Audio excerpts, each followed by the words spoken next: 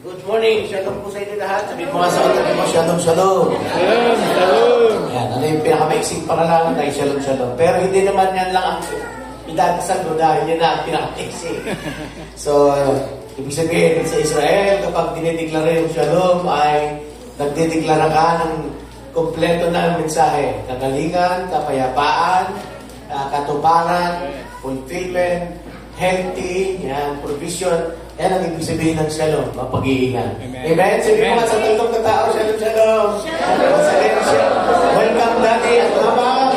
Thank you, welcome kayo. Thank you for visiting with us every time and then.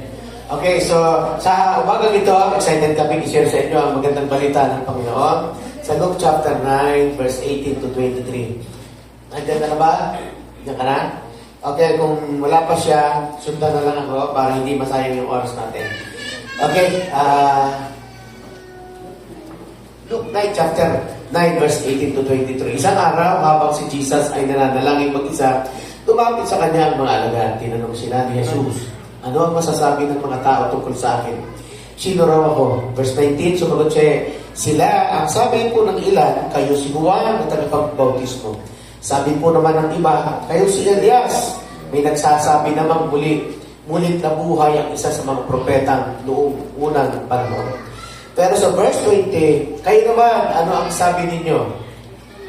Tanong niya sa kanila, kayo po ang Kristo? Kayo po ang Kristo? Talaga bang walang monitor doon? Okay, dito tayo sa verse 20. Sabay-sabay tayo. 1, 2, 3, go. Sinabi niya sa kanila, "Dalawa ang nakusabi ninyo, sino mo?" At sagot ni Pedro ay nagsabi, "Ang Kristo ng Diyos." Na sinugo ng Diyos. Sagot ni Pedro. Verse 21.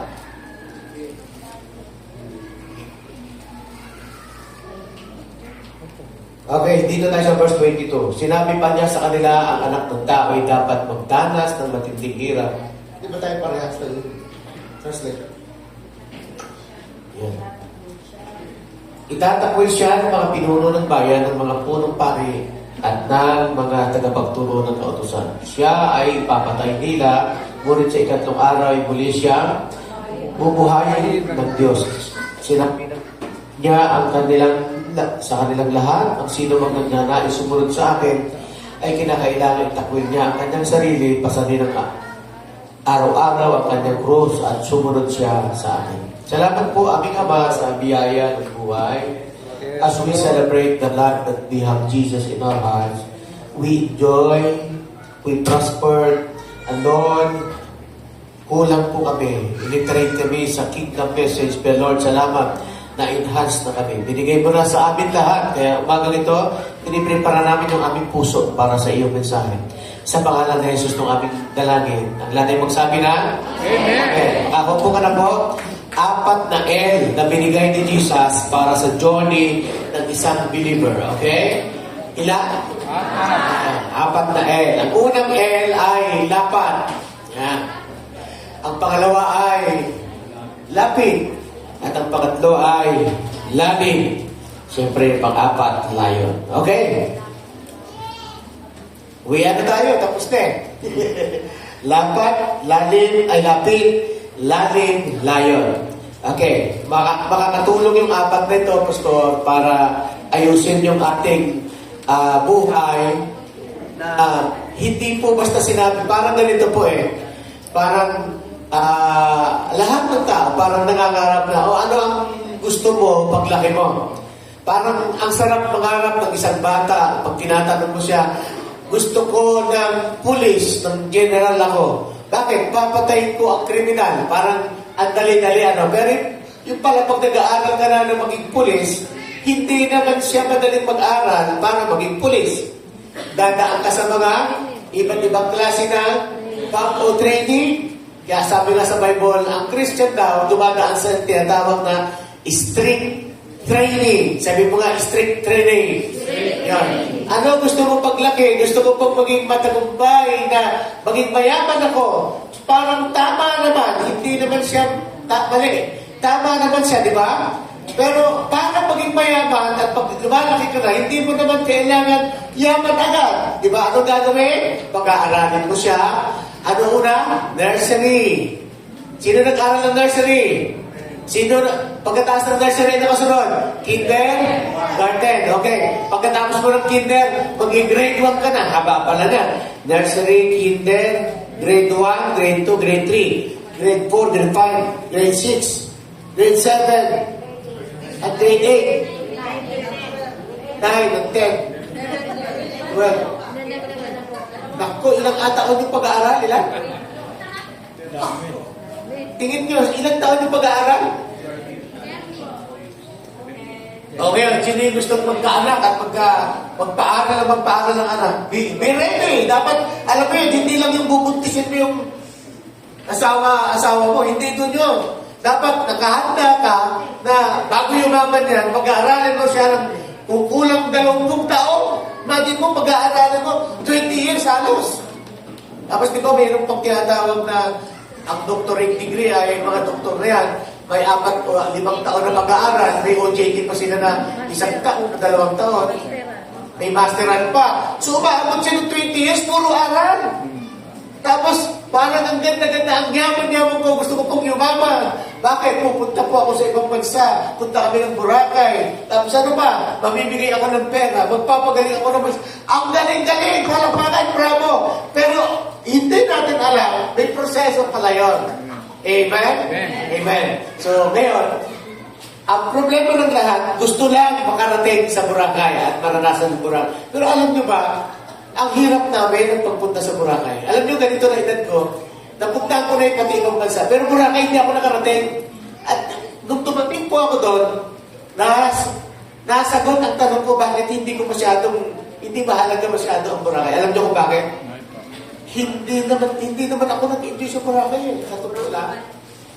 Casual siya para sa akin kasi ang top of the world, nasa amin, nasa Palawan. Ang Boracay, puro lumot. Ang baho. Sabi ko, ito ba yung pinagmamalaki? Buti pa nung si Digong presidente, inayos yun eh. Di ba? Tapos nilagyan ng 100 million din para i-rehabilitate. Ngayon, pag hindi nagtino ang gobyerno natin, mawawala na mga turista doon. Paano ko pupunta ang Boracay? Yung isang noodles na ganyan, 70 pesos. Yung mineral water na tig-20 rito, tig-15, tig-70 pesos doon. Ay, gusto niyo pa? Ang bahay ko doon, tig-5,000. Yung titira ka sana. Isang araw. Matutulog ka lang. Ay, ito nung malapit na kami umuwi, kasi sagot po. Ay, ito kwento ko lahat. Hindi lahat biniyayaan makarating. Bakit? Ang dami na magpastor sa Bulacan, pero may schooling, ang ATS na ino-offer. Free ang board at lodging. Tapos nung naitap ito sa mga ministerial, nagbigay ng bus na sasakyan namin ang gobyerno, si Governor. Binigyan kami ng bus mula dito sa provincial. Kaya umalis kami ng gabi, alas 11 ng gabi, nagbiyahe kami magdamag all throughout. Dumating kami sa alas 3, alas 4 sa Batangas. Isipin mo yung pagod Tapos magbabiyahe kami ng 10 hours by boat, sa ship, sa barko. Isipin mo yun Tapos, pagdating mo doon, dumating po kami doon ng alas 7 rin ng umaga. So, imagine mo, alas 7 namin umaga umalis sa Batangas. Alas 7 rin ng umaga kami na dumating sa Boracay. Di ba? Tapos, session na kaagad nung araw na yun. Gabi pa tayo dumating. Umalis kami ng gabi rito, alas 11, gabi rin kami dumating doon. Oo, gabi rin pala. Kaya, so ilang oras ang biyahe? 24 hours. 24 hours? Almost. Yun.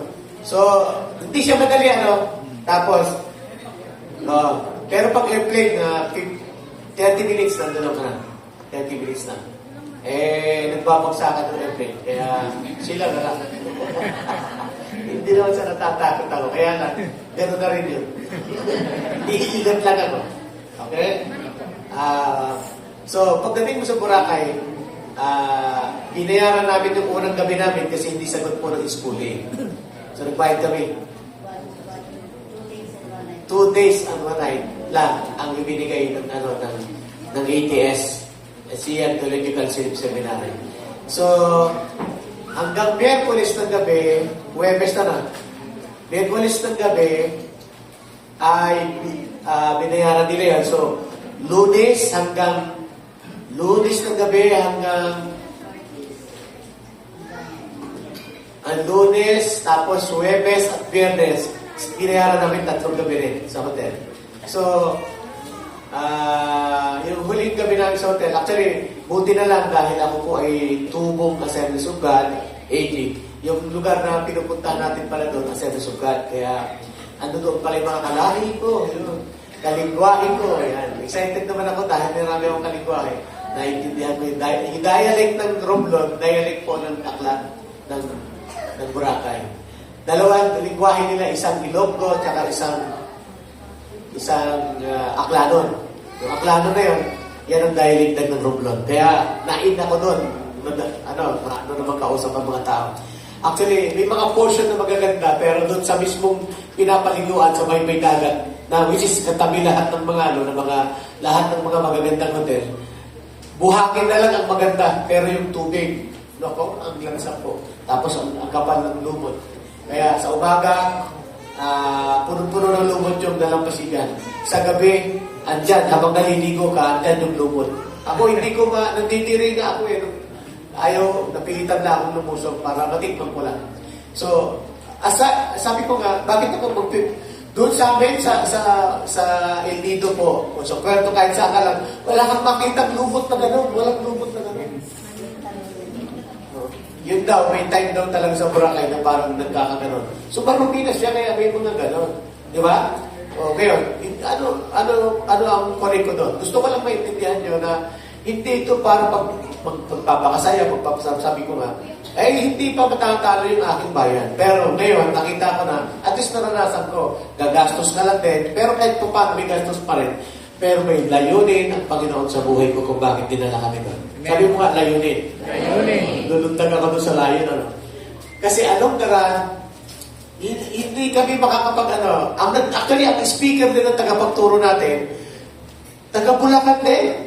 Pastor po na, doon pa kami nagkita. Sabi, pastor siya pamangkin siya ni Pastor Al Darbulo. Kaya ang ganda ho ng naging ikutan. So nakita natin, hindi naman iwan yung ating church. Kaya lang, marami po tayo dapat maiayos habang ginagawa natin ito. So balikan ko lang po yung layunin. Salamat muna ako. Okay.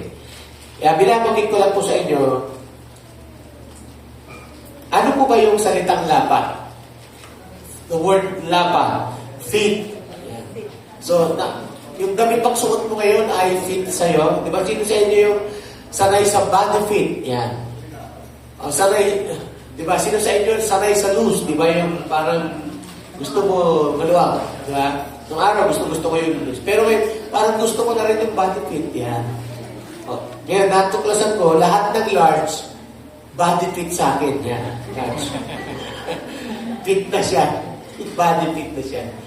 At natuklasan ko kasi kasusuot ko ng extra large, double extra large, mas lumalaki pa ako. Di ba? Mas lumalaki pa ako. Yung pala nasanay na akong gano'n. Medyo may mali. Ang sasakyan man, kailangan dapat lahat gulong, tornilyo, lahat ng nakakabit na nakikita nyo sa sasakyan dapat nakalapan. Kasi kung pag hindi, kakalampag ito at mag-iingay. Bandang huli yan ang sisira sa buhay ng iyong sasakyan. Alam nyo ba na ang gospel ay binigay ni Jesus? Sabi mo nga gospel. Gospel. Hindi po ito basta binigay, kundi inilapat po ito ng Diyos para maging kapakipakinabang sa ating lahat. Amen. Pastor, ibig sabihin ng pakinabang. Hindi po ang gospel, di ba? Ano yung gospel? Good news. Ano yung good news? Na si Jesus ay inabot tayo ang magandang balita, hindi na tayo mapaparusahan, hindi na tayo mapapahamak sapagkat tayo ay sumampalataya sa kanyang anak. Amen? Eh, nandun yung gospel. 3 araw yun, di ba? Redemption, we are redeemed. We are restored. Nung narinig tayo, hindi lang tayo basta niredeem. Ni-restore tayo, binalik tayo sa ating pagkalaglag. Di ba? Tapos ni-restore sa atin. Back to the origin. O, di ba? Ang sabi ng Bible, we have all fall short to the glory. Nalaglag tayo sa kalulatian o plano ng Diyos. Saan tayo nalaglag? Dahil sa kasalanan. Nung nilaglag tayo, nalaglag tayo dito sa lupa.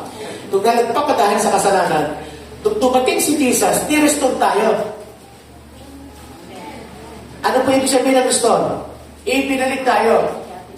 Saan tayo binalik? Sa lupa.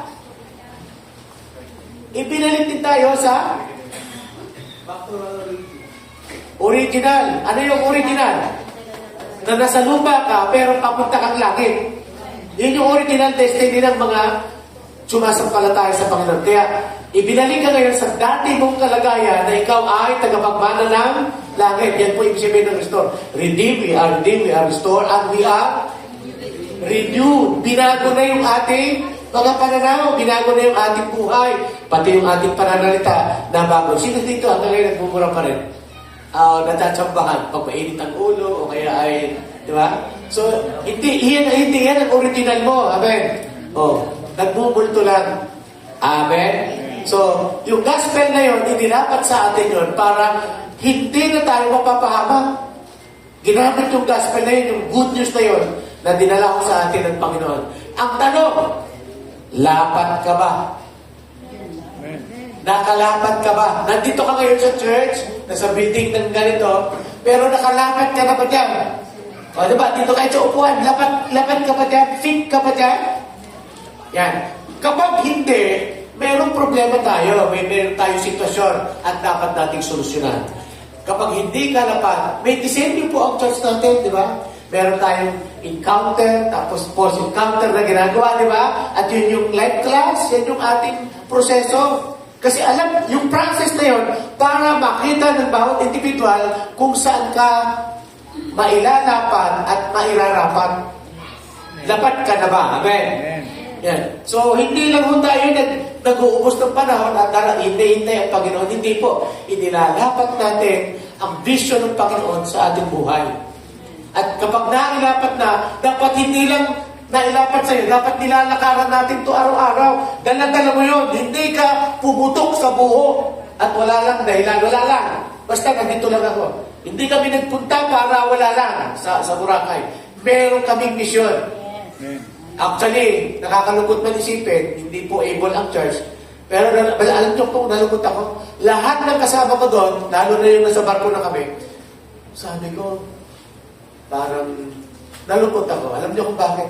Lahat sila may mga pabaon. Sorry, hindi ako nagpapadinig. Lahat sila may pabaon sa church nila. Ako po kailangan namin mag-hotel. Sabi nung mag-asawa, bakit? Ang laki ng pabaon sa amin.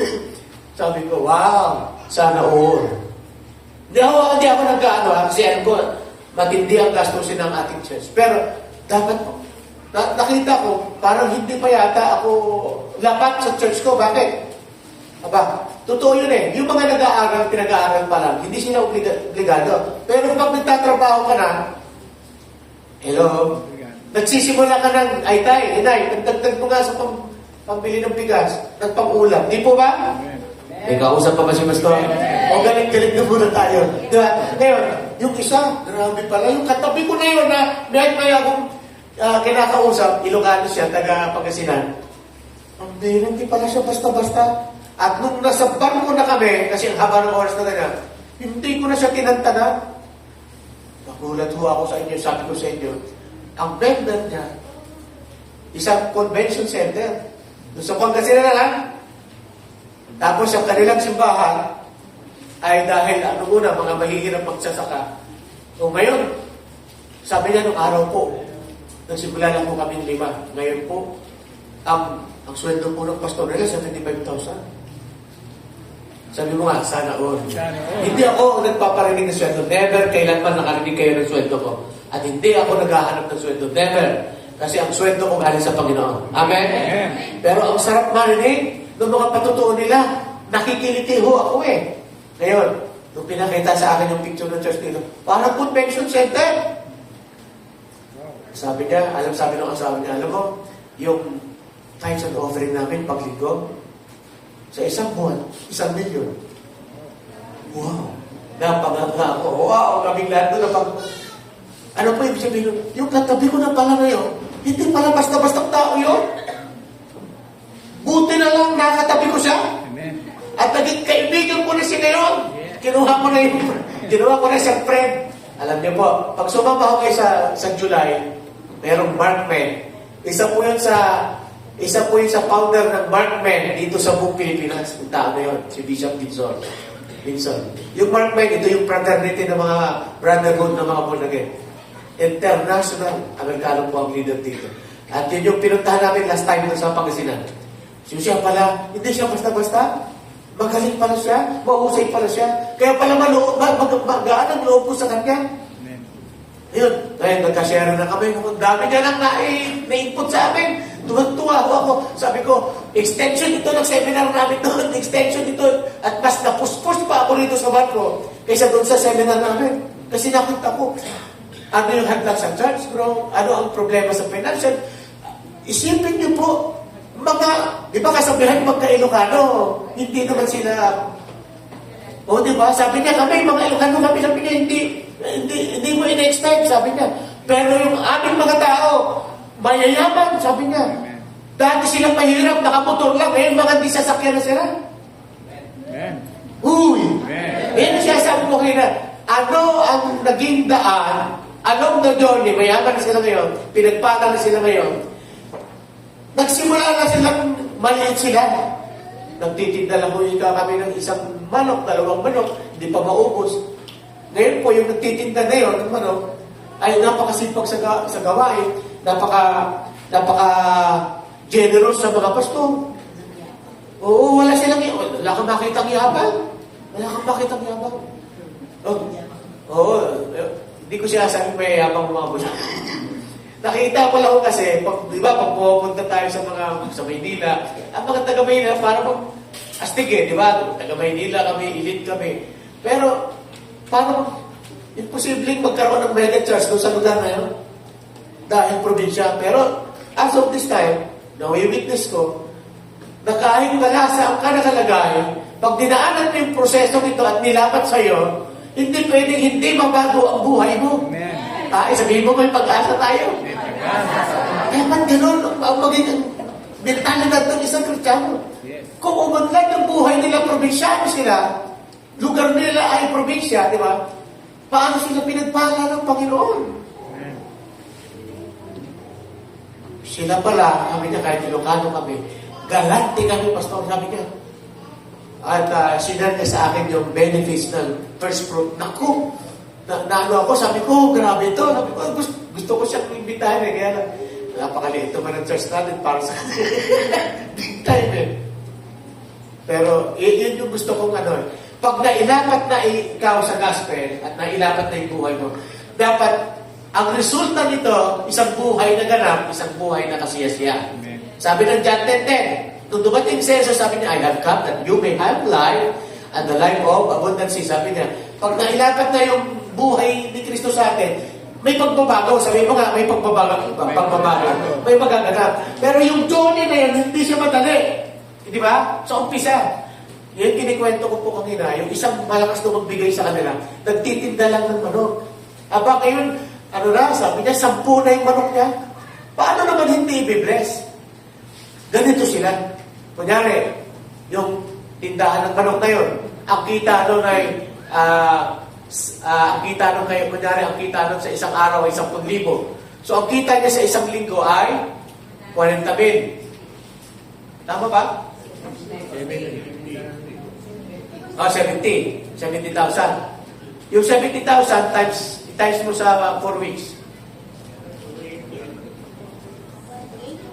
280, 240, 280,000, okay?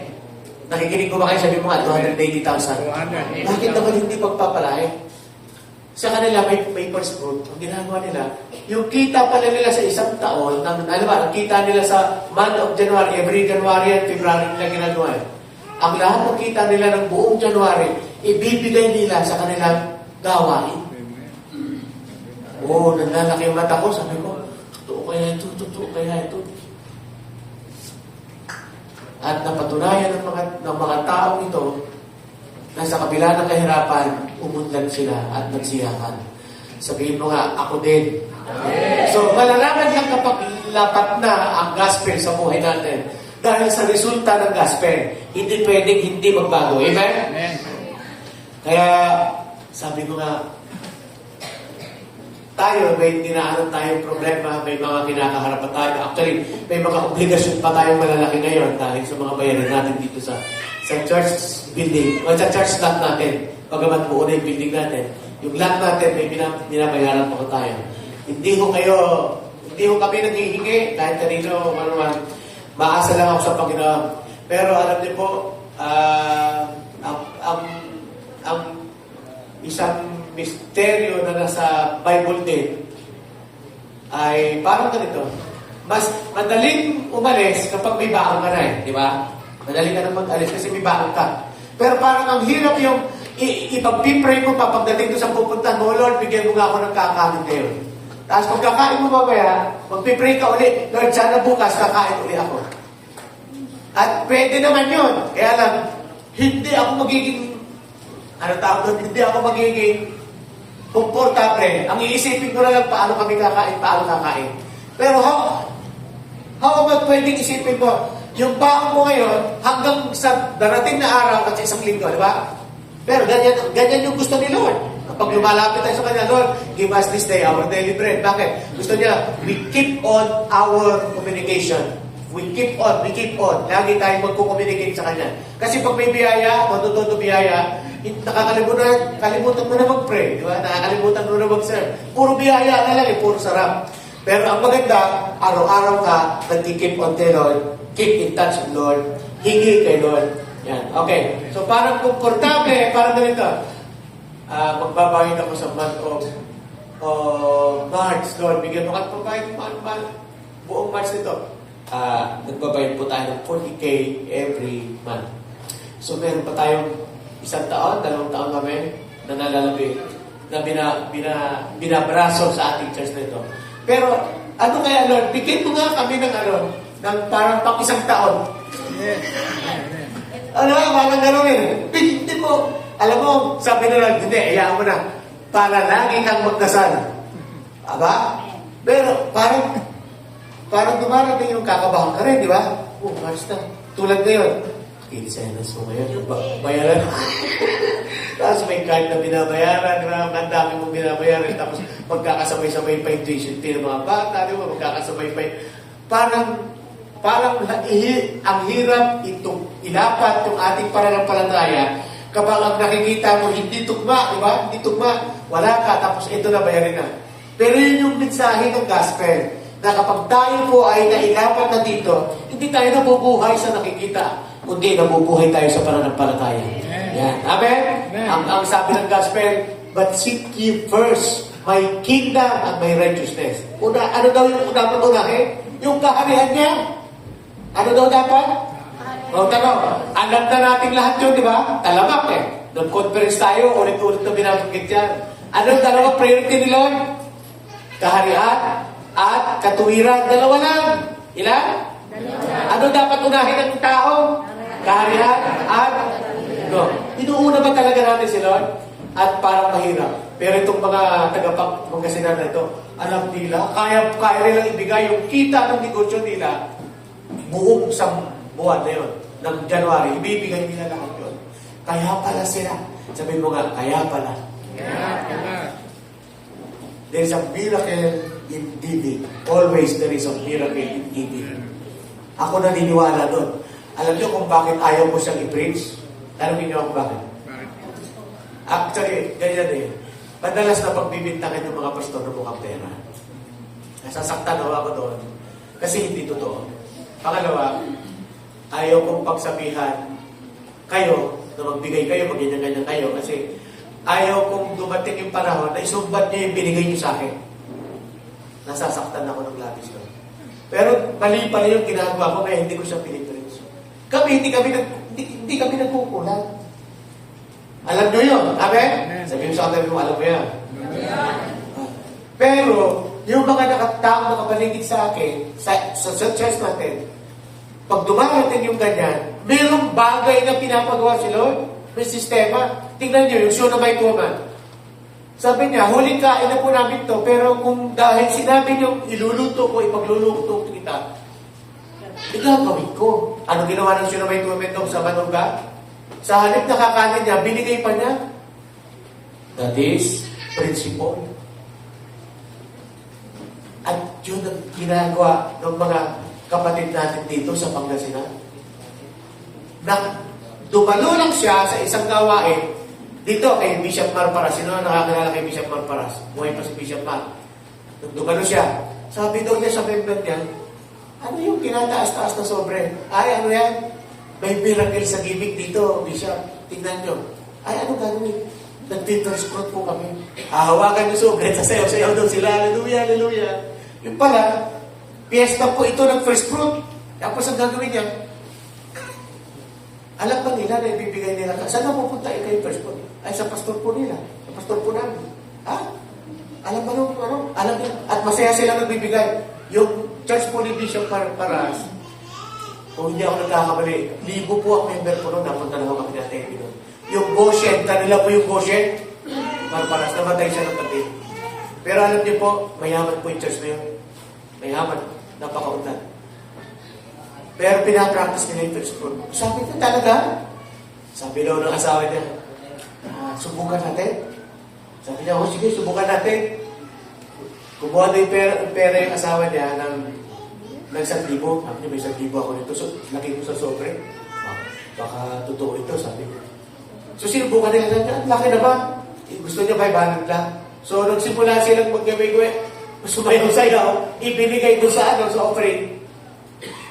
The following day, tumawag yung kapatid, Pastor, pasensya na ako kayo, ito po yung aking God gift sa inyo, hindi ko kagad na ibigay. Nung nakakita ko niya, 20,000? Nasabi niya, sana ginawa ko ng 2,000. Sayang. Ngayon, hindi ko alam eh. Wala nun, tinuro na niya sa mga tao sa church. Sabi niya, wala nun, wala nang mahirap doon sa simbahan namin. Sa araw, invite ko yun. Sana kung churches ng LFCI, ma-meet yung bishop na yun. Wala nang mahirap sa akin yun. Ultimo, sekretary ng church, 20,000 na sweldo. May sweldo. Kasi mauna ng church. Ano ibig sabihin ko? Nang ilalapat natin ang gospel na ito, dapat may resulta sa buhay natin. Pero sa inyo, tapatin nyo kami. May resulta ba ang gospel sa inyo? Ayan. Kahapon nagtanong po ako sa mga young pro natin, mga nagtatrabaho na. Maganda yung tanong ko at ang tanong ko, ano ang result? Hindi nyo po alam, may mga nag-first fruit na po dito na yung mga naunang nag-graduate, kag-graduate lang, mga 1 taon na o iba dito, 2 taon, 3 taon. Yung mga nag-first fruit dito, may mga patotoo sila. Okay? Sino ba unahin ko? Si Clarice. Nasaan si Jack? So, nag-first fruit siya, kailangan nag-first fruit, Clarice, tayo lang. Ito kong matandaan, pero nag-start po ako ng work 2023 po. Nag-first fruit po ako. Ano gusto ba? So, ayun po, nag-first fruit po ako nung first month ko na nag-work. Tapos, maganda po yung resulta kasi si Lord yung gumawa. So, ano lang po, for your information. Nagbibigay po ako sa family ko sa Zambales. Bali, 2 family po yun. Tapos, family ko dito sa Bulacan, sa mga kapatid ko po. And, masasabi ko po na hindi po ako kailanman nagkulang. Amen. Sa finances ko po. Nagbabayad po ako ng bills ko, ng rent ko sa Makati. Tapos, syempre hindi po nawawala yung yung pledges ko po dito sa church and yung Tyson offering. Pero hindi po ako nagkulang, hindi po ako pinagkukulang ni Lord. May mga times po na parang kinakabahan po ako kung sasapat ba yung pera ko, kung sakto ba yung sahod ko na yon. Kasi may mga deductions din po. So, kinakabahan ako pagka ganun. Pero pinagpipray ko lang yun kay Lord. Kasi, Lord, tapat naman ako sa'yo. Tapos, ang mangyayari po, bigla may darating. Ganun po gumawa si Lord. Kaya, glory to God po. Amen. Inutusan pa kita ng first word lang. Sino nagsabi sa'yo? Okay, so, wala po akong sinasabi, hindi ko pa pinapractice dito sa church. Pero sila, may mga kaalaman na sila. At nakita ko natin may mga benepisyo na kaagad. Never silang in lack, never silang nagkulang. Amen? Amen. Kaya, principle ng kaharian yan na seek first the kingdom of God. At yun, alam niyo kung bakit mahalaga yung first fruit? Sabi ni yung Bible, next time tuturo ko po yun. Kulang ako ng oras. Sabi niya, do not touch the first fruit because they are holy. Do not touch the firstborn. Kaya pag panganay ka, yung firstborn kay Lord yan. Yung lahat ng panganay kay Lord yan. Sino dito panganay? Kay Lord yan, maglilingkod yan, yung mga panganay. First fruit, firstborn, first day. Diba? This is the first day of the week. Amen? Importante kay Lord yan. Kung kaya mo, sabi niya, pag ginawa mo yung pagsimba mo ng linggo, you cover the whole week, the day of the week. Kinover mo na siya. Kaya pag nagkulang ka sa loob ng linggo, kulang na ang Lunes, Martes hanggang Sabado. Kulang na yun. The whole week, covered na siya dahil nagsimba ka.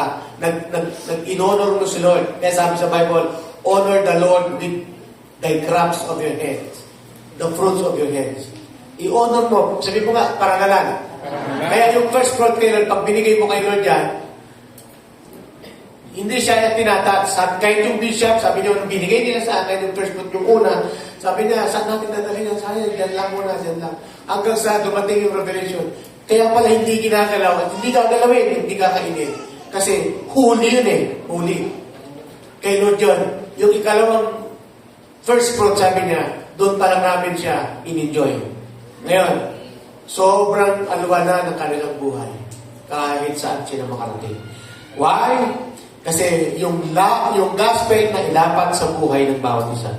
Amen. Amen. How I wish na lahat tayo ay mailapat natin at nailapat na sa atin ang gospel ng Panginoon. Pangalawa, lapit. Kung alam mong lapat ka na sa gospel ng Panginoon, dapat dumating sa panahon. Okay. Ulitin ko lang ang huling katanungan. Paano naging relevant ang gospel ni Jesus na dala-dala mo sa araw-araw? Pangalawa, sa tingin mo, may lugar ang Diyos na sa Jesus lang sa buhay mo.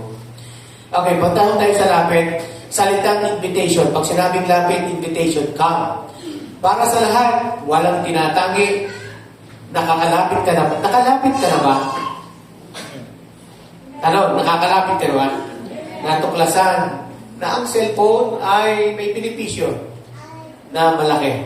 Sabi mo nga, malaki. Ano yung unang benepisyo?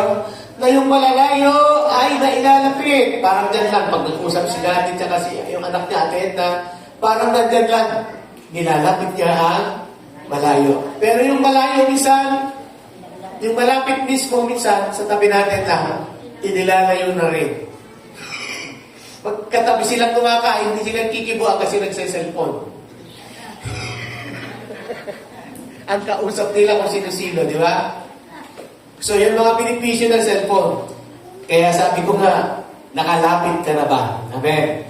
Totoo. Kailan naging totoo ang paglapit sa Panginoon? Kailan daw naging totoo? Kasi may kailangan ka lang. No. Minsan yung malalapit ay minsan yun pa ang nakakamiss ng mga bagay doon sa malalapit sa kanila. Explain ko na konti. Katulad doon, ang daming pastor. Noong sa panahon na nagbiyahe kami, nasa 50 ho kami lahat eh. Nasa 49 o 50. Na galing Bulacan. Delegates ng Bulacan. Kasi may mga Bacolod, may Mindanao. So, 100 plus po kami, 160 yata. More or less. Yan, almost 200. So, alam nyo, sa dami-daming pastor na yun, si Pastor Mon ang nakalapit kay Bishop Pinson. Wow, at naging kaibigan ko siya. At sabi niya, tuloy natin yung ating mentoring. Tuwan-tuwa po ako at ang benepisyo. Actually, hinatid ko siya sa taong. Nung umalis kami, nung Friday, dumating kami sa Friday, alas 9 yata dumating tayo sa convention. 10 na, 10. Hinatid ko pa po siya sa daong kasi uwi sila ng Pangasinan. At yung kasama niyang dalawang mag-asawa din na taga Isabela. So, kasi pag malapit sa'yo, ginagawan mo ng mabuti. Uy, wala. Pag malapit sa'yo, nagbibinipisyo sa sa'yo. At nagbibinipisyo ka rin sa kanya. Amen? Amen. May binipisyo na ba tayo? Okay. Lapit salita ng invitation. Yan. Pangatlo at pangapat, lalim. Sabi mo nga, lalim. Sabi mo nga sa katabi mo, gaano ka nakalalim? Mahirap magsalita ng walang kausap. Sabihin mo nga, tingnan mo siya sa mata, gaano ka na kalalim? Ang tinutukoy ko ay yung pagkakilala mo kay Jesus. Gaano mo kalalim na kakilala si Jesus? Tulad din ba yun ng mga alagad? Katulad ng tanong ni Jesus, sabi niya rito, balikan natin yung teksto natin, sabi niya, yan, sa verse 18, sabi niya, tinanong sila ni Jesus, anong sinasabi ng mga tao tungkol sa akin? Sino raw ako?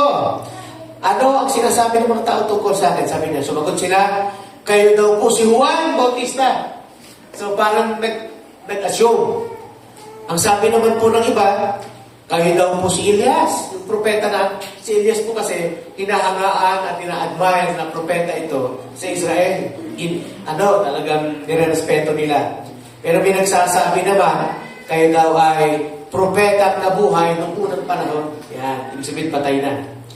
Pero ito ang sagot ni Jesus sa verse 20, kayo naman, ano ang sabi ninyo? Tanong niya sa kanila, kayo po ang Kristo. Ito sagot ni kayo po ang Kristo na sinugo ng Diyos. Sagot ni Pedro. Ngayon, bakit sinabi niya sa verse 21, uy, mahigpit na pinagtagubili ni Jesus sa kanyang mga alagad na huwag nilang sasabihin ito kanina. Ano ibig sabihin? Natumbok ni Pedro, thou art the Christ. Ikaw pala si Jesus, ang sugo ng Diyos. Amen? Tanong, kilala mo na ba si Jesus? Sino si Jesus para sa'yo? Yan tayo mag-ikot ngayon. So pag hindi mo siya kilala, katulad ng mga alagad, dumating yung bagyo sa kalagitnaan ng dagat, natakot sila. Di ba? Ngayon, habang bumabagyo, natakot sila. Di nila kilala si Jesus eh. Sabi ng isang alagad, Jesus, tutulog ka pa dyan. Alam mo nang bumabagyo eh. Mga kapatid, ano yung revelation doon? Si Jesus, natutulog habang may bagyo. Yan. Ano ginagawa ni Jesus sa bagyo? Tinutulugan lang. Amen? Hirap yata nung may bagyo sa dagat eh. Yung pang tatagin-tagilid ka. Hindi kami sanay masyado sa barko ngayon kasi lagi kaming airplane. Pag time to time ang barko, ganyan-ganyan. Tuk! May lubak. Tuk! Yan. Kaya hindi ka makakatulog talaga ng maayos eh. Lalo pag malakas ang, last year, umuwi kami sa Romblon, talagang tatagtag ka niya na parang hindi na babalik. Pag gumanon, hindi na babalik. Pero, ang mga alagad, sinasabi niya, si Jesus, sinasabi niya sa kanyang mga alagad, with Christ in my vessel, I can smile at the storm. Pagkasama mo si Jesus, you can smile at the storm. Kaya mo bang mag-smile at the storm? May sakit na nga ako, pastor eh. Yes, yun nga yung ibig sabihin nun eh. Pag nailapat sa iyo ang gospel at nakalapit ka na sa Kanya, pwede ka nang lumalim pa. Amen? At yung paglalim natin ay depende sa ating pagkilala. Yan. Isa sa malalim na pagkilala kay Jesus. Siya yung taong hindi ka kanya kayang iwanan. Kaya mo ba? Alam mo ba yun? Na si Jesus lang ang hindi nagbabago. Hebrews chapter 6, di ba? Di ba? Jesus is the same yesterday, today, and forever. Pero paano nagpo-quote ang ibang tao ng word na yun? Sa kanila, Jesus is the same yesterday, today, and forever. May dulo. Daw. Si Jesus daw ay ganito. Daw. Kasi wala silang experience. Ano ibig sabihin ng daw? Kwento iba. Kwento ng ibang tao. Dapat may kwento tayo na atin. Yung sinasabi ng may nakanta tayo, Amazing Grace, how sweet the sound. Ano yung kasunod na translation? Once blind, but now. Dating bulag ako, pero nakakita ako ngayon, sabi ng bulag doon sa Bible, basta wala akong pakialam. Si Jesus, sabi niya, kilala ko, dati akong bulag, pinagaling niya ako. Kaya si Jesus para sa akin, maggagamot. Tanong, sino si Jesus sa'yo? Doon palang dadating yung panahon. Lumalalim ka na ba? Hindi ka naman lalalim nung hindi ka natetesting. Okay? Hindi ka lalalim na hindi ka dumaranas ng pagsubok. Pararaanin ka ako. Recently, nagkasakit. Pero according to God, to my God, bakit ako matatakot? Kung mamamatay ako, di. Mamatay, parang ganyan. Pero sa totoo lang, pag nandudong ka pala, sa sitwasyon, nakakatakot din. Tao ka, tao. Ako tao. Pero siguro, nung nakita ko na yung pananampalataya ko, sinusubok na, nag-wave yung aking faith. Kaya sino ang sinusubok? Yung faith ko kung totoo. Di ba yun ang topic natin last 2 weeks? Yung faith mo, the genuine faith, was tested, sinusubok. Totoo ba talaga ito? Sabi niya, ang totoong ginto, pinararaan sa apoy. Ano yung apoy? Apoy ng pagsubok. Para patunayan kung totoo ka talagang mananampalataya o alagad ng Panginoon. Ngayon, kung nakaranas ka, ako karanasan ko nung panahon na yun, Jesus is, I believe you're my healer. I believe, yun yung belief ko, na si Jesus, okay, kasi yung kinakanta natin, sabi ng kanta, some say you are Messiah, some say you are in the grave. Ang iba daw, nagsabi, si Jesus, nalibig na yun. Nakalimutan na. Pero sabi na, some say you are just a man. Pero sabi niya, but ito yung lyrics niya, some say you were just a good man. Sabi daw ng iba, good man lang si Jesus. Some say you were kind, na ikaw ay mabait. Some say you are in the grave. Ikaw ay nasa libingan. But I say, you're alive. Pakilagay ko nga yung lyrics na yun. Yan. Some say you are God. Ano yan? Shadow of Faith. Pakihanap yung Shadow of Faith na lyrics. Sabi niya, verse 2, some say you were just a prophet. Propeta lang daw si Jesus. We're just a prophet. Some say you were wise. Matalino ka raw. Some say you were just a man. Sabi ng iba, tao ka lang. But I say you are a God. Sino nagsasabi ngayon? Si Jesus ay Diyos. Amen. Sino sa inyo naranasan nyo talaga? Jesus is my God. Jesus is a God. Sabi mo nga, Jesus is my God. My provider. My healer. My baptizer. He is the coming King. Hallelujah. Sino yung babalikan ni Jesus dito? Hallelujah. Praise God. Magtatapos tayo habang tinatapos ko na yung kwento ko. Kapag nailapat mo na ang buhay mo sa gospel at nailapit mo na rin yung sarili mo sa Kanya, lalalim ka sa pamamagitan ng mga karanasan. Ano yung nagpapalalim? Sa mga personal na karanasan at kapahayagan. Kaya pag tinatanong ng mga alagad, sino daw ako? Sabi ni Jesus, ikaw daw ay ganito, ganito. Pero sa iyo, sino ako? Sabi niya, you are the Christ. Alam niyo, tingin kayo sa akin, ibig sabihin, you are the Christ. Maraming Jesus, nakapangalan ni Jesus, nung panahon niya, bakit nilagyan ng Christ? Ano ibig sabihin ng Christ? The most anointed. Pinahiran ng langis ng Panginoon. Kaya ang pagkilala natin kay Jesus, hindi lang normal na tao. Ang pagkilala natin kay Jesus ay nakadepende sa mga kapahayagan at karanasan mo Araw-araw. Amen? Isang malanan na pagkakilala na sinabi ng Panginoon, ni Pedro kay Jesus, "Oh Lord, thou art the Christ." Pero hindi ho nagtapos doon. Hindi ho nagtapos doon. Alam niyo kung bakit? Nagkaroon ng testing of faith. At paano tinest ni Lord o ni Jesus ang faith ni Pedro na nagsasabing, "Thou art the Christ"? Sabi niya, nung sila'y naglalakad sa Sea of Galilee. Ano nangyari doon? Nakita nilang may lumalakad na multo. At natakot ang mga alagad, agad-agad, natakot na naman sila. Pero si Pedro, hindi natakot.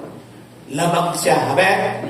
Pero nung nakita nilang multo, sabi ng Bible, sabi niya, hindi multo yun. Sabi ni Jesus, si Jesus yun. Sabi ni Pedro, si Jesus yun. At nung makita nga niyang talagang si Jesus yun, sabi niya, Jesus, payagan mo nga po akong maglakad sa tubig. Nagpupunta ako din sa pupuntahan. Ano purpose niya? Para lang siyang makalapit. Yung ibang mga alagad, nanunood. Parang ganyan. Nanunood at hindi umihinga. Sabi niya, si Pedro, maglalakad sa tubig. Yari. Paano kung hindi nagkakatotoo? Paano? Baka malunod yan. Kaya paghakbang ni Pedro sa tubig, galing sa bangka, lumubog na niya.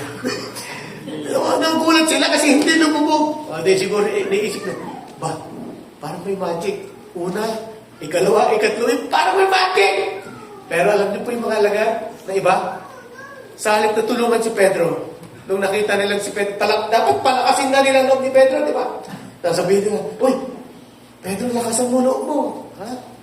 Baka supernatural, practicum, o JT.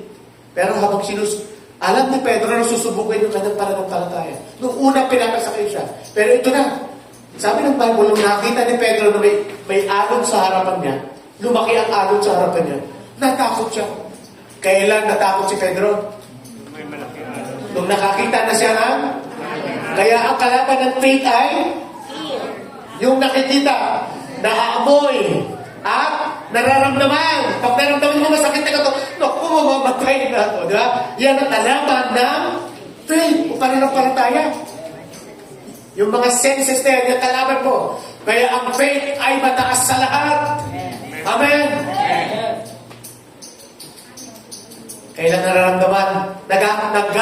Gumana na ba yung faith mo kapag wala ka ng pambayad ng meralco? Gumana na ba? Gumana na ba yung faith mo nung wala ka ng isasain? Huling pita na ito. Huling pita ko na ito. Lord, bahala ka na. Gumana ba? Sino yung gagayahin mo? Yung commercial o yung nasa Bible? Yung commercial, yung huling pita, hinati. Pero yung ano yung nasa Bible? Yung huling pita, iniligay kay Jesus. Sabi ng balo, Lord, huli na to at mamamatay na kami ng anak ko. Ano ang gumana? Yung nasa commercial o yung sa Bible?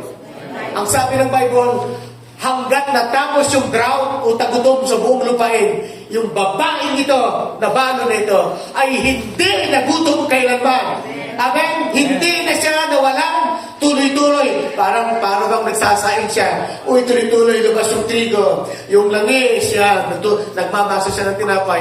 Sabi niya, hindi na naubos ito. Sabi ng Bible, kaya hanggang ngayon, yung babae nito, naging sikat ito. Kasi alam ng Panginoon, yung ginawa niya para sa Diyos, ay hindi nawalan ng kabuluhan. Kasi yun ang gusto ng Diyos.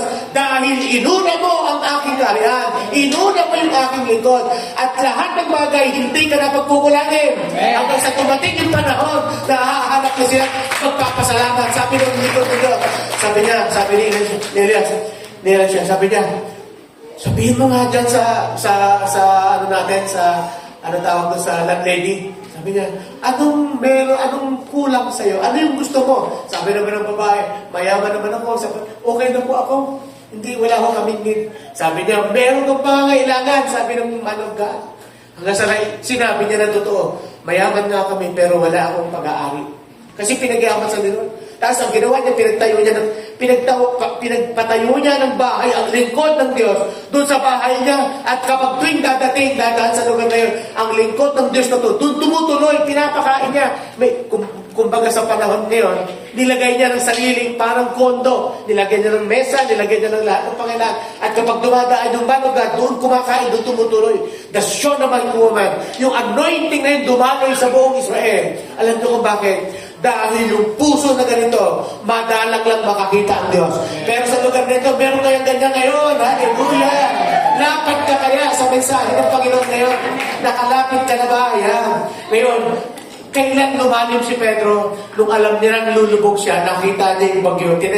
Alam niya, tinetest yung kanyang pananampalataya. Sumigaw siya sa pangalan ni Jesus. Amen. Nung sumigaw siya sa pangalan ni Jesus, hinawakan ng kamay ni Pedro ng Panginoon at muling itinaas. Pero yung mga nakapaligid sa kanya, yung mga kasama niya, best friend niya, yung mga kasama niya na nagsisimula siya maging disciple, minsan hindi nakakatulong sa kanya. Minsan din natin tayo, di ba? Yung mga kasama natin na sa halip mag-encourage and pang nagdi-discourage sa atin. Lulubog na yan. Di bitaw na yan. Di ba? Kaya, lulubog. Di ba pag nakikita natin yung mga kapatid, wala na, lulubog na yan gusto. Pero dapat doon, bagsak na yung kaya, bankrupt eh. Pero dapat, ang isang alaga, ikaw yung mag-i-encourage sa amin. Ikaw magpapalakas na loob. Sabi mo sa katabi mo, lakas ang loob mo. Malalagpasan din natin ito. Sabi ng Bible, sabi ni James, pinag-aralan natin last week, magalang kayo matapos ninyong subukin dahil pagkatapos tatanggap kayo ng putong ng buhay. Ngayon, dapat ganito ang pananaw ng isang mga naunang Kristiyano. Hindi katulad ng mga fraternity, ganyan yung fraternity, okay lang kami paluin. Bakit? Sa susunod kami naman ang mamamalo. Diba? Parang politiko. Okay lang, gumastos ako. Babawiin ko din naman niya. Di ba? Pero hindi dapat ganyan ang pananaw natin. Amen? Dapat hindi katulad ng mga fraternity ang ating pananaw. Gumaganti ka sila sa iba. Ang dapat ay, di ba, pag pinapadel ka naman, may namatay na naman sa padel. Tinapon lang. Naku, kahapon. Naku, hindi pa nababalita. Hanggang sa gusto nila para makaganti lang sila. Pero later on, hindi yan ang nakita ko, hindi yan ang principle ng Panginoon. Ang gusto ng Panginoon, makilala mo pa siya ng lubusan. At ano bang pagsubok na dumarating sa ating malalagpasan natin. And later on, tsaka pala natin masasabi, kaya pala ako nakalagpas doon kasi may purpose pala ang buhay ko. Amen? Amen. Yung journey ng buhay natin. Sa panghuli, layon o layunin. Okay. Nung una, hindi pa talaga natatama ang layon. Papasok ka sa church kasi, alam mo, parang gusto mo ng ganito, di ba? May mga benepisyo, may ganyan. O kaya, napilitan ka lang dahil may kamag-anak ka rito. O kaya, may nag-invite sa'yo. Pero habang nagtatagal, nalaman mo na yung gospel, nalaman mo na yung mahal ka ng Panginoon at hindi ka nais ng Panginoon mapahama. At may plano si Lord sa buhay mo. Sabi mo, may plano! Hindi. Anong plano, Pastor? Mag-ipon-ipon lang tayo at magkainan? Hindi yan. Ang plano talaga ng Diyos na lahat ng hindi kumikilala sa Kanya ay gawin din siyang Panginoon katulad natin. Amen? Sabi niya, the kingdom of this world become the kingdom of our Lord, our Jesus Christ. Amen? Yan na ba ang layunin mo yan? Tanong, sino uli si Lord para sa iyo? Sabi ni Miles Monroe, the greatest tragedy in life is not death, but a life of having no purpose. Tagalogin natin, kung meron daw pinakamalaking trahedya sa buhay ng isang tao, ay ang hindi mamatay. Kundi, na nabuhay ka na wala ka namang layunin.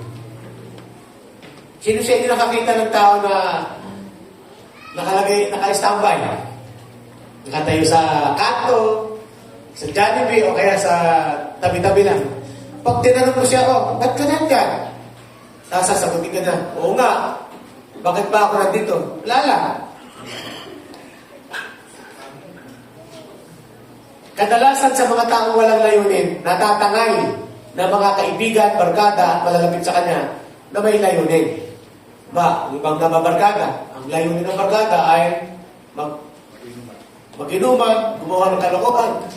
So matatangay kasi nakatambay ka lang eh. Ngayon, Pag naging Kristiyano ka, naging anak ka na ng Diyos, kung ang buhay mo dating pasira-sira lang, kay sira-sira, whatever will be, hindi na ngayon ganyan ang buhay mo. May layunin ka na. Anong layunin ng buhay mo? Katulad ng layunin ni Kristo. Amen? Amen. For to me, to live is Christ, and to die is gain. Sabi ni Pablo, para sa akin, ang buhay, mamuhay, mamamatay, at ito'y pakinabang. Dapat ang buhay ko, dahil buhay pa ako, pakinabangan. Amen? May tanong ulit na dapat sagutin. Napapakinabangan na ba ng Diyos ang buhay mo? Amen. Ay, noong nakarang araw, may nakita akong mga talim na sitaw doon sa likuran namin. Kasi nung nakarang talaga, madalas talaga ako pupunta ron. Busy ako ng mga nagdang araw. Nagulat ako, uy, may sitaw na pala ako dito Pero yung mga talong nangamatay dahil uminit na At doon yung sitaw, nagulat ako pa. Parang ang hirap kasi tumubo doon sa bagong tambak na lupa na yun, yung mga pananim. Pero natuwa ako dahil yung aming mga yung likuran, isang araw na kami nawala natin, siguro 6 days, 7 days. Ang lago-lago na ng kamote, hindi ko alam. Alam niyo kung bakit? Bumili pa ako ng kamote doon sa labas. Ang bili kong kamote, 15 pesos. Ganyan lang kaliit. Tapos yung talbos talagang nakuha ko, ganyan lang din. Liit lang talaga, sabi ni Debbie. Bumili ka pa, dami yung talbos doon. Lumabas na ako ba? Lalago, lalapad doon ang talbos doon sa bahay. Sabi,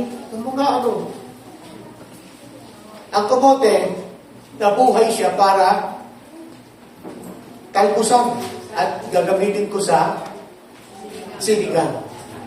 Kaya ting magsisigang ako, hindi na ako bibili. Pupunta lang ako sa likod. At natutuwa akong malago yung aming kamote tops doon sa likod namin, likod bahay. At isang araw, pagka magugustuhan ko na asikasuhin, baka pwede pa akong magbenta. Di ba? Bili ako. Di ba? Pwede, di ba? So, ang purpose, ang kamote, may purpose.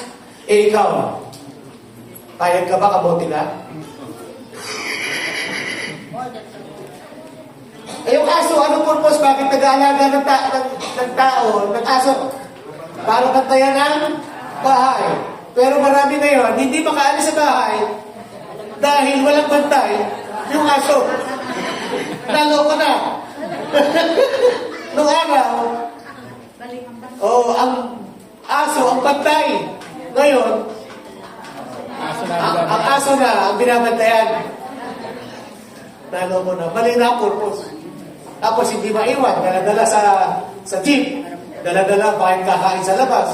Naku po, wala kasing kasama, walang bantay po sa bahay. Oh. Kaya, ang buhay natin, sino sa inyo, parang aso, binabantayan.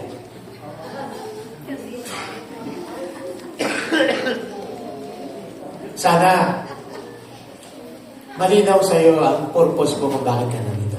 Amen. Amen? Amen. Nung dumating ako sa pamilya natin, nung una, parang, di ba, pag lalaki ka, hinahanap mo kung saan ka lalapat na pamilya, tahanan. Di ba, tama ako? At yung pag nag-iisip ako, kung mapapangasawa ko siya, papasok ako doon, ano yung magiging purpose ko kaya sa kanila? May pagmamalaki, magiging fit kaya ako doon? May pagmamalaki ako? Prom din. Tapos Bisaya pa. Eh, ang sabi ng biyan ko, yung mga Bisaya dyan! Pag may nawala doon na yan, Bisaya, mga gawa yan, mga Bisaya. Pag nawala yung ganito, ganyan, mga Bisaya kasi yung likod na puro Bisaya. Kaya nung nandoon ako, sinasabi na ako ng biyan ko, pag sinasabi niya, puro kasi Bisaya yung mga tao dyan. Sandali lang, Bisaya yung harap mo. At guess what? Lahat ng manugang na Bisaya, isa lang ang hindi. Pero alam niyo po, naiyak ako nung sinabi sa akin ni Lord yung purpose ko sa buhay ng pamilya niya. Amen. Kaya tayo nilagay doon. Amen? Amen. Nung una, gusto ko lang, tapusin yung buhay mo. Pero nung nalaman ko, may purpose pala ako, gawin pala akong lingkod ng Diyos. Amen. Doon sa gawin ng Bulacan. At doon sa gawin ng Bulacan, mayroong church na ang pangalan ay Love Fellowship Habunoy, Paumbong branch. At sabi ng Panginoon, ako ang magpapastor. Di ba may purpose? May layunin? Ang sarap lang isipin na ginagamit ka ng Panginoon. Ang buhay mo ay may purpose, may layunin. Tandaan nyo, sa panahon natin ngayon, hindi paramihan ng pera ang buhay. Hindi pasaganaan. Pasayahan. Sabi mo nga, pasayahan. Hindi pahabaan. Marami na mahaba buhay, mahirap naman. Di ba hindi maikli, pero nagawa mo yung purpose mo sa Panginoon. Kahit kuhanin ka ng Panginoon ng maaga. At least nagawa. Sabi ni Mike, kung namatay siya, at the age of 60, sabi niya, hindi pahabaan. Di ba hindi maiksi. Pero maganda naman, maayos naman, natupad mo yung layunin ko sa buong mundo. Amen? Amen? Amen. Kaya, sa tuwing nalapit ako sa Panginoon, Lord, ang purpose ko sa iyo ay ito. Baka nadidefeat ko na yung purpose ko. Di ba? Ang purpose ko ay pinamamalengke ako ni Ate Amy. Tapos, minsan, napunta ako dun sa isang lugar na nakita ako ng mga kaibigan ko at inaya ko. Ay, gusto mo, kainan mo na tayo. Nagulat na lang ako, tapos sasabihin ko, ay, 2:00 na pala, hinintay ako ng asawa ko Naku, magagalit sa akin yung si Ate Amy. Nasira ko yung purpose ko, nagpaka-utos na akin ng misis ko na mamamalengke. Parang ganyan, ang layunin natin sa buhay, alam mo na, inutusan ka na ni Lord. Pero kung minsan, lumalagpas tayo doon sa pinag-uutos ni Lord, ang challenge natin ngayong umaga, palit tayo sa nag-uutos sa atin. Amen? Kaya hindi paramihan ng pera. Hindi pahabaan ng buhay. Diba? Diba ako, sabi ko nga, kung nakabalik na lang din ako sa nasa karamdaman, tapos dumudubi ka na doon sa balik, tapos wala na ka namang mag-asikaso, kuhanin mo na ako nun. Hindi na tama yun. Pahirap pa ako, pabigat pa ako sa pamilya ko. Diba? Magiging sagabal ako sa kanila. Sa halip na mag-i-enjoy pa sila. Kuhanin mo na ako. Kasi, di ba, wala ako. At least natupad ko na yung purpose ko eh. Sabi sa Bible, saan yan sa Acts? Nung matupad ni David yung purpose niya sa buhay niya, kinuha na siya ng Panginoon. Yan. Kaya, sabihin mo nga, bawal mamatay na hindi ginagawa ang purpose. Namatay yung kapatid ni Beteme nung nakarang linggo. Tuwan-tuwa. Alam niyo kung sino ang natuwa ng pagkamatay? Si Kuya Temi. Bakit? Yun lang. Yung yugto na yun na maisishare niya para sabihin sa kapatid niya na gusto mo bang tumanggap sa Panginoon. Nung sinabi niya yun, umiyak na siya. Hindi na siya nagsalita, pero umiyak siya yung kapatid niya. Kuya Temi, di ba? At nung sabi niya, sige, sumunod ka sa panalangin. At tumanggap. Namatay siyang tumanggap sa Panginoon. Amen. At precision lang naman talaga ang susi para sa buhay na walang hanggan. Kaya kailan lahat ng tao makatanggap sa Panginoon. Siya ang daan ng katotohanan ng buhay. Na sa Kanya ang ating tagumpay. Palampakan nga po natin ang Panginoon. Kaya, sabi ko, pag-isipin mo si Kuya parang siraulo nga ako si Kuya namatay na nga eh. Natuwa pa siya. Pero hindi yun eh. Ang ikinatuwa niya, namatay ang kapatid niya, nakatanggap sa Panginoon. Amen? Ganon din tayo. Lahat tayo. So, si David namatay, nagawa na niya ang purpose niya sa buong Israel. Ikaw, kamusta? Kamusta yung layunin mo? Nandito ka ba para manligaw? Nandito ka lang magpa-impress sa nililigawan? O nandito ka ba para gawin yung purpose ng Diyos? Nandito ka ba dahil nautusan ka ng tatay mo, simpa ka, ha? Sana, nandito tayo kasi may layunin ng Diyos sa buhay natin. Palapakan na natin ang Panginoon. Hallelujah. Ganda nung kanta na yun na minsan, ang dami kumahadlang. Pero gagawin pa rin natin ang plano ng Diyos sa buhay natin. Many other plans in the man's heart, but the will of God will prevail. Ang dami. Para makumpleto yung pagiging lingkod ni Pastor, anong nangyari? Pinapunta ako ni Lord mula doon sa isla ng Palawan. Yan. Pinapunta ako ni Lord dito sa Bulacan. Tapos pagdating ko sa Bulacan, binigay niya sa akin magiging kapartner ko si Ate Amy. Amen? Yan. Sabi ng iba, hindi kayo bagay. Sabi ng mga kapatid niya, hindi kayo bagay. Magulan, nilalayo nila kami kasi ako daw ay pastor. Ano daw pakakain mo sa anak nila. Pero ang sabi ni Lord, siya ang partner mo. At nung nandito na kami sa Bulacan, binigay sa akin si Ate Amy, binigyan kami ng bahay. Amen. At binigyan kami ng mga anak na magiging kapartner pa rin sa paglilingkod. Amen? Amen. Amen? Kasi yan, ganyan sila pag nagbigay the best. Amen. Di ba? May bahay na, may sasakyan pa, may magaganda pang anak. At poging mga anak. Amen? Amen. Ang ganyan magbigay si Lord, kompleto. Wala, yung iba hindi natutuwa. Naiingit siguro. Amen? Amen. Wala akong magagawa. Pogi at magaganda yung anak ko eh. Amen? Walang hindi makatawa si Eli. Napipilitan sila. Amen. Dahil tayo, mag-blow out sila. Aalis kami ng maaga, pupunta kami, mag-blow out sila. Okay, so sino siya yung natutuwa, nagagawa mo yung layunin mo sa buhay? Amen. Diba? At isa lang, iniisip mo, lit lang ako na ilaw na to, ano yung flasher doon sa sasakyan? Lit lang niya, di ba? Ganun lang, lit lang yung flasher. Pahaba. Yung sasakyan gano'n eh. Pero lit niya, ang laki ng gamit. Kasi pag wala yung flasher na yun, signal light, babanggain ka na kasunod mo. Di ba? O ang lit ng preno. Pero pag wala kang preno, ikaw yung nagpapakamatay ng driver.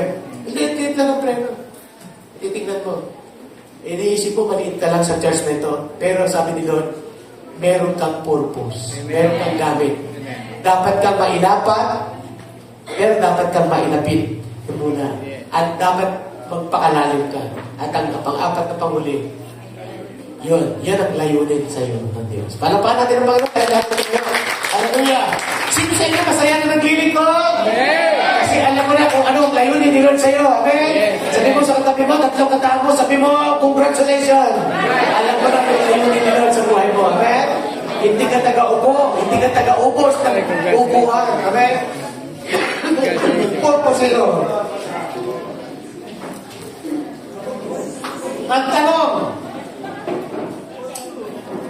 gagalaw ka ba? Pagagamit ka ba sa layunin sa'yo ng Diyos? Amen. Hindi nga. Amen. Sino sa inyo, willing kang magpagamit sa Panginoon? Amen. Ang hirap naman yun yung purpose mo, sirain yung mga tao. Pag nagsalita ka, sumasama loob nila. Hindi maganda yun. Yung purpose na yun, tagasira ka. Kasi may ganyang layunin ng demonyo, ng espiritu sa buhay natin. Ang purpose lang niya, wasakin ang relasyon natin ng mga tao, ng mga mag-anak, pagkakagalit-galitin. Di ba? Pero ginagawa niya ng team yun. Tayo naman, ang purpose natin, pag-ayusin ang mga pamilya. Amen. Hindi yung pag dumadating ka, unti-unting nawawala yung mga kaharap mo, mga kamag-anak mo, kasi hindi uwasan ka nila. Amen. Naisip niyo ba minsan, ba't naubos yung mga kaharap ko rito? Baka hindi ka pa totoo. Tingin sa akin, may dalawang bagay kung bakit inaalis ang tao sa trabaho. Sa military, ang tawag doon recall. Patatanggal ka. Yung ambassador ng isang bansa, pag hindi na-present ang kanilang bansa o hari, tatanggalin siya sa bansa na yun ang tawag ng recall. Iaalis ka. Gusto mo bang iaalis ka na ni Lord? Kasi hindi ka ginagamit, hindi ka nagpapangsyon eh. Amen ba? Pero sino sa inyo ngayon? Gusto mo i-extend ka pa. Amen. Amen. I-extend pa nila ang buhay mo kasi marami ka pang gagawin. Amen. Oh, Daddy, magpapalakas ka ng mga simbahan pa. Nakakagalawa. Bakit lang si Daddy na-inspire? Amen. Kasi matanda na pero lilingkod pa rin. Amen. Yung pag dumadating ka, sila nagkakagaling, nagkakasundo-sundo. Yun yung purpose mo. Amen. Kapag nag-discourage yung isang kapatid ko, pag dumating ka, napakain mo lang ng malamig na ng burger, tsaka na malamig na soft drinks, lumakas na. Di yung laki, di ba may purpose ka? Amen! At dahil dyan, kita sinusuko, sabi ng Panginoon. Sino yung magsasabi? My Jesus, my Lord, you're the love of my life. At tayo natin yung Tagalog, wherever you go, wanna be by your side. No wonder I was something beautiful. I set on you.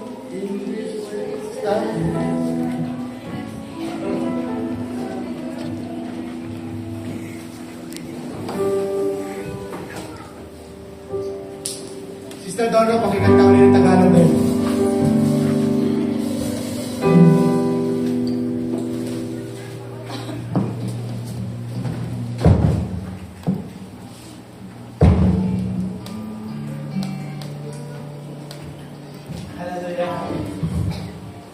Sino sa inyo masaya naglilingkod? Hallelujah! Sabihin ko. Nasaan Sister Donna? Yan. Tagalog Joseph.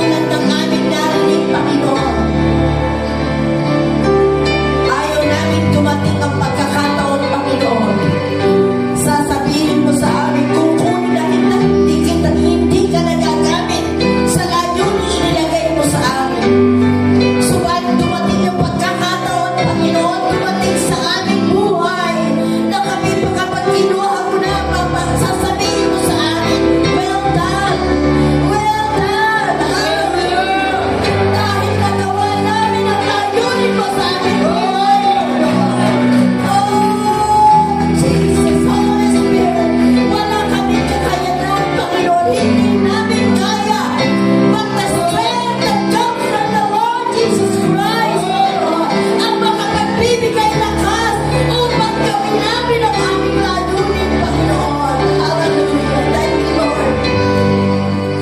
Thank you, Holy Spirit. Salamat sa buhay. Salamat sa lakas, Panginoon.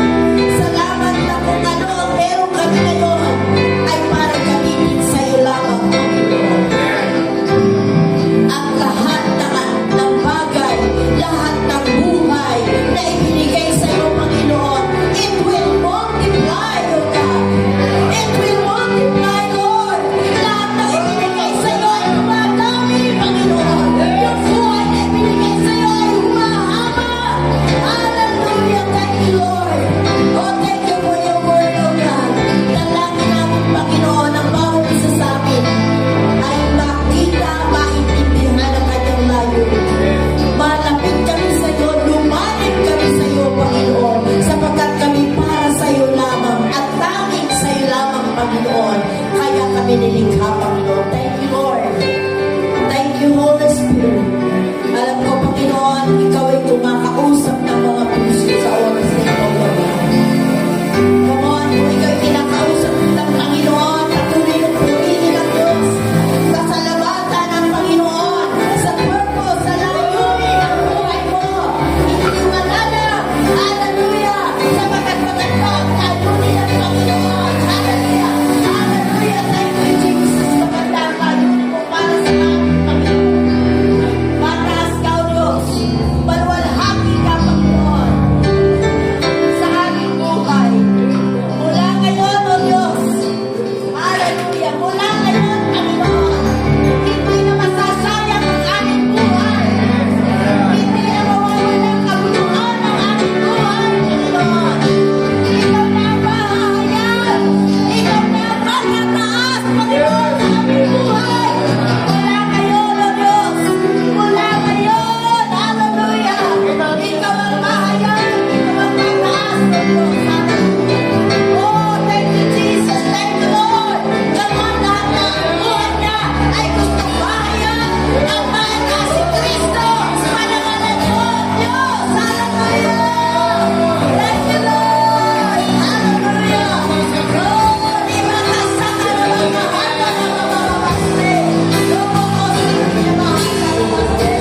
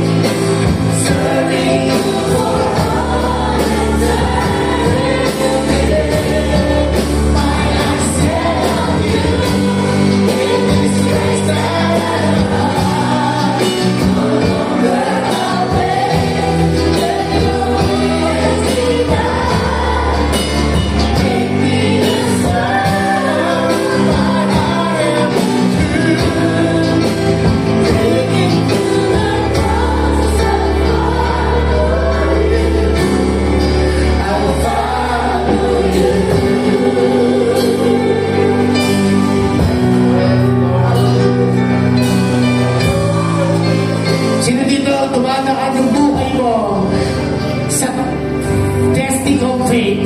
Alam mo, marami kang dinadaan ng pagsubok kasi sa testing of faith na yan, gusto mo palabasin ni Lord na ginto ka, tunay na ginto.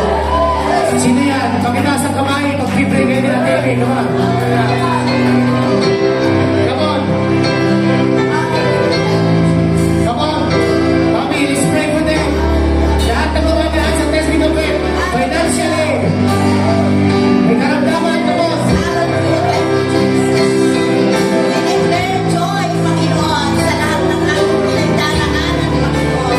Sapagkat pagkatapos ng mga problema na ito, Panginoon, hallelujah, makikita yung plano mo sa amin, Panginoon. Lord, sa